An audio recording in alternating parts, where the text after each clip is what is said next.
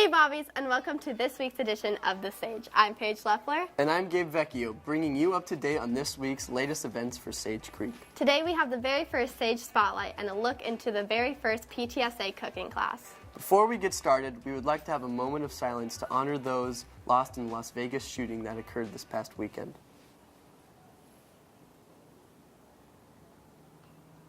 Counselors and administration are here to support your student needs.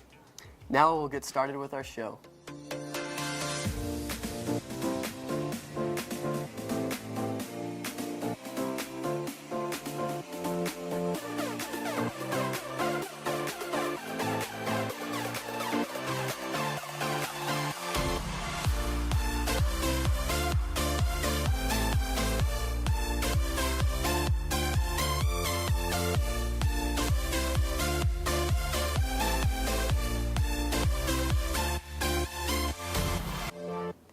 Remember to check out the Club Rush today at lunch in the Academic Mall. Also, make sure to join some of the newest clubs offered at Sage Creek. To start off our show, we will have a spotlight on junior Fatima Enriquez with Kylie Valenci and Madison Gorlitz.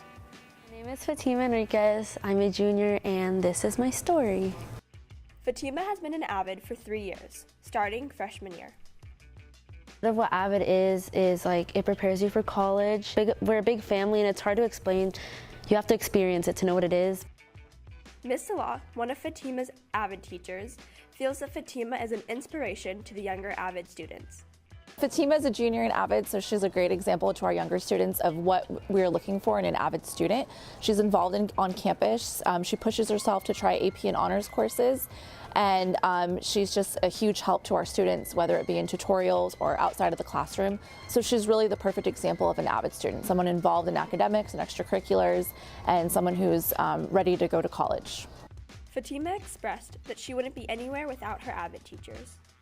Miss Salah and Miss Elise and now Miss Williams, they're just a trio. Like, they're a great set of teachers, and I don't know, their environment inside that room is so positive, and just thinking like, oh, I have someone there like going to encourage me to go to college.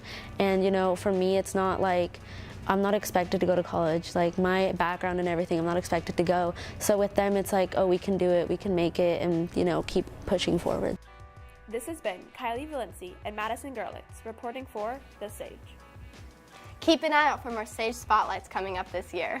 And make sure to go to bed an hour early next Tuesday, because the following Wednesday, the 11th, is our annual PSAT testing, and school will start promptly at 7:30 a.m. Catch me in bed by 9, Gabe. Last Thursday, the PTSA held a cooking class for students. Gavin Graff went down to check it all out. Hello Sage Creek, my name is Gavin Graff. Today we're going to give you an inside look at the PTSA cooking class and show you a little bit on how to cook on your own. Let's take a look. We're here today to cook together. We are making a recipe. It's a chicken Vietnamese sandwich, and I just thought it would be a neat opportunity to get some students at Sage together and work on cooking skills.